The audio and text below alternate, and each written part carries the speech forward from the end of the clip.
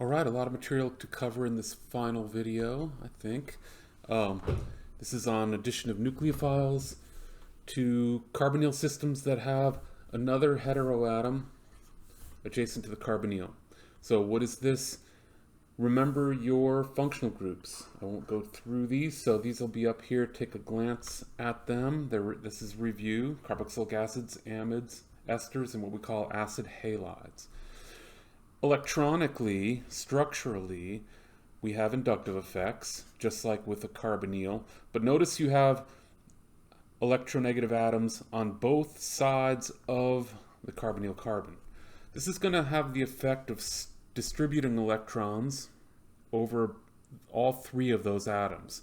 One way to look at that is with resonance. So you can draw a resonance structure like this. And so you have a charged resonance structure. Nevertheless, it's a resonance structure, and that implies electron distribution, averaging, if you will, and stabilization. Another way to look at it is if you were to imagine the electron clouds due to lone pairs, and just generally speaking, the electron distributions. Notice with a ketone, it's much more polarized. The delta minus is much more delta minus. The delta plus is much more delta plus. On the other hand, with these systems that we're looking at now, there's more electron density around the carbonyl carbon. So they're a little bit less susceptible to nucleophilic attack, but still they do undergo nucleophilic attack. These phenomena are really just things to keep aware of throughout. So we know our nucleophiles. We know where there's all different kinds of nucleophiles. Looking at esters, for example, these are in basic solutions, these reactions. We have the nucleophile coming in, kicking up electrons just like always. Nothing new there. That's an intermediate form. These electrons can come back down and kick off this side group. And notice now you have the net addition of what was your nucleophile. And then in basic solution, that's an okay leaving group because it's joining its comrades that are all negatively charged anyway, right? Amides, and now you're going to start to see similarities. Really, these are all identical, okay? So we're doing this again, where if we can understand the electronics and the mechanism, the nucleophile will come in, kick those electrons up, you get to this form. These electrons come back down, kick off the leaving group, and you have net substitution of the nucleophile. And the leaving group is left, again in basic solution. These acid chlorides or acid bromides, for example, work really well. Here's a carbon nucleophile. I did little different examples on each one of these, but this should not look like anything new. We have those electrons moving like that, then coming back down and kicking off the chlorine. Very easy to kick off a chlorine atom in this case. And so good leaving group. We've now added a carbon nucleophile to the carbonyl carbon. So looking at all three of those reactions that I just covered, they can all be abbreviated, really. If you think about the electron movement is the same in every single one of them. Bond forming, bond breaking. Remember, there's electrons here. Reforming, breaking. That's a summary of all four. And we're not always allowed to do that, but in these, you'll see that often. Chemists doing that. Still leads to the same result. It's just skipping steps. So I suggest doing it the top way a bunch of times, and then when you're satisfied that it's understood, then go ahead and do the abbreviated form.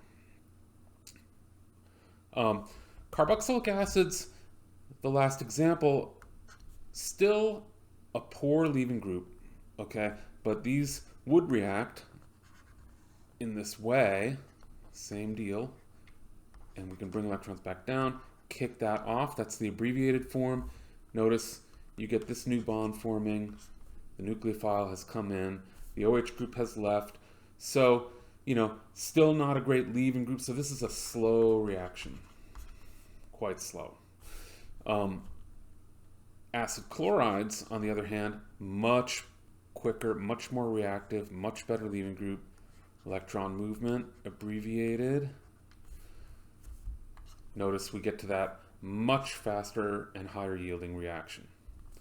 One really interesting thing is that Grignard reagents and others, but Grignards are the classic example, can react with these kinds of systems.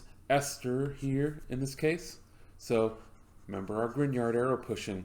There's a pair of electrons here, essentially a carbon nucleophile, negatively charged, you could almost say, attacks that carbonyl. Electrons up, electrons down, abbreviating the two steps. That leaves, and we have our new bond forming. But if we have another molar equivalent, so we had 1 molar equivalent to start with here, that added 1 mole, 1 molecule, forming a new molecule. If we add another molar equivalent, look what happens. We can add, only this time, it's what we've seen before in the last unit, where it's just a Grignard reaction.